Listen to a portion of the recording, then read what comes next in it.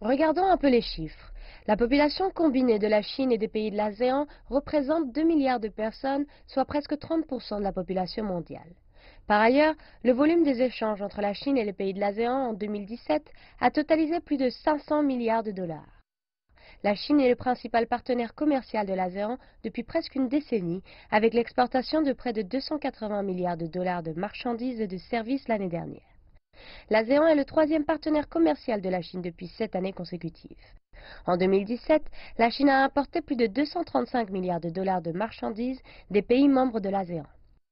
Les relations entre les deux parties continuent à encourager la croissance et les relations diplomatiques. En janvier 2010, la Chine et l'ASEAN ont créé une zone de libre-échange, éliminant presque complètement les droits de douane, stimulant ainsi la croissance.